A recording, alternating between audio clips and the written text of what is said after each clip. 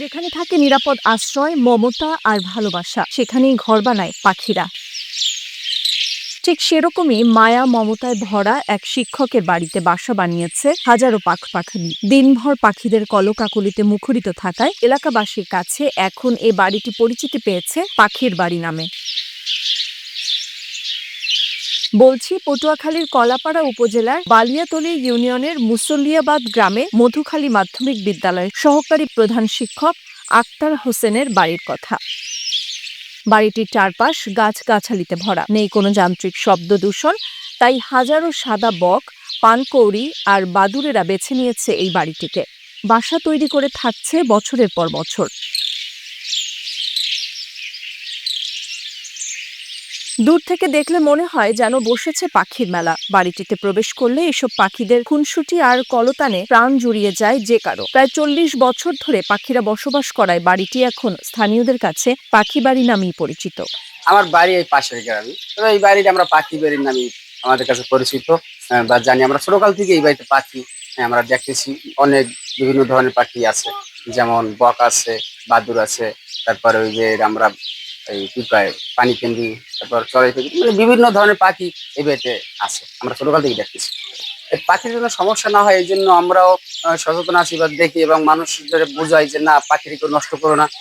পাখি অন্য কারো বাড়িতে থাকে না, কারণ পাখি যেই বাড়িতে নিরাপদ ওই বাড়িতে থাকে, যার জন্য তোমরা কেউ পাখির ডিস্টার্ব করো না। এইভাবে আমরা অনেক লোকদেরকে আমরা বোঝাই। এই বাড়িটি আসলে মোল্লাবাড়ি নামে পরিচিত, কিন্তু আসলে এলাকার সবাই জানে এটা পাখি বাড়ি।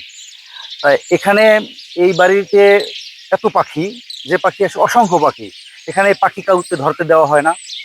এবং আমরাও চেষ্টা করি, সবাই মিলে চেষ্টা করি যাতে যেন এই পাখি কেউ যদি ধরে না নিয়ে যায়।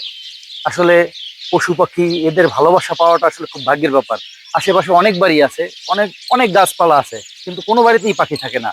এই বাড়িতে এত পাখি থাকে, যেমন বর্ষার সিজনে আসলে পানকৌড়ি, বক, এরপরে বাদুড় তো সবসময়ই থাকে। আর যখন উন্নাকাল আসে, আমাদের বরিশালের ভাষায় যে উন্নাকাল মানে সিজনে, তখন দেখা যায় বিভিন্ন শালিক, এরপরে আরো বিভিন্ন প্রজাতির পাখি থাকে। অসংখ্য পাখির মলত্যাগের কারণে ওই শিক্ষকের বাড়ির লোকজন কিছুটা বিরক্ত হলেও তারা ঘরে থাকছেন দুর্গন্ধনাশক ওষুধ ছিটিয়ে। উল্টো ওই শিক্ষক পাখিদের বাসা তৈরির জন্য রাখছেন খড়কুটো। জন্মের পর থেকেই আমি দেখি যে আমাদের এই পাখি আছে, দীর্ঘদিন ধরে এই পাখি আছে, সবসময় পাখি থাকে। এবং আমরা পরিবারের সবাই এই পাখিকে লালন করি, পাখিকে ভালোবাসি। পাখির যাতে কোনো কষ্ট না হয় সেদিকে আমরা সবাই সচেষ্ট থাকি। এবং এই একটা সমস্যা আমাদের হয়, পাখির মলে আমাদের বিভিন্ন সময় দুর্গন্ধে আমরা খাবার টাবার খেতে বা থাকতে অনেক কষ্ট হয়। এই সময় আমরা স্প্রে করি এবং বিভিন্ন সময় আমরা মোটর দিয়ে পানি দিয়ে গাছের পাতা ডাল এগুলো পরিষ্কার করি। এবং দুষ্কৃতকারীরা যেন পাখি ধরতে না পারে এই জন্য আমরা সবসময় সচেষ্ট থাকি। এবং ওদের বাসা তৈরি করার সময় আমরা সবসময় খড়কুটা এবং ছোট ডালপালা পুঁতে রাখি, খড়কুটা জমা করে রাখি, স্তূপ করে রাখি, যারা অত সহজেই বাসা বাঁধতে পারে এবং ওদের কোনো জন্য সমস্যা না হয়। পাখির প্রতি আমাদের একটা আলাদা ভালো বাসা হয়ে গেছে। আমাদের কাছে যে সমস্যা হয়েছে, এই সমস্যাটার চেয়েও পাখি আমাদের বাড়িতে থাকে। আমাদের বাড়িতে যে এদের অভয় আশ্রম, এর জন্য আমরা গর্ববোধ করি। আর কোথাও থাকে না, কোনো বাড়িতে থাকে না, এর জন্য আমরা সবাই খুশি। পাখিদের আবাসস্থল হিসেবে পরিচিতি পাওয়া ওই শিক্ষককে পাখিদের জন্য সব ধরনের সুযোগ সুবিধা প্রদানের কথা জানিয়েছেন এই কর্মকর্তা। উপকূলীয় বন বিভাগ পটুয়াখালীর মহিপুর রেঞ্জের আওতায় ধুলাশা ক্যাম্পের অধীন মধুখালী স্কুলের সহকারী শিক্ষক জনাব আখতারুজ্জামান সাহেবের বাড়িতে একটি পশু পাখি খবর পেয়ে আমি ওখানে যাওয়ার পরে আসলে তার বাড়িটি আসলে মনে হচ্ছে আমার একটি নিরাপদ অভয়াশ্রম পশু পাখিদের জন্য। দর্শনার্থী বা পথচারী দ্বারা কোনো ধরনের কোনো ক্ষতিগ্রস্ত না হয় পাখিগুলো, সেজন্য আমি বালিয়াতলী ক্যাম্পে ঘোষণা করেছি।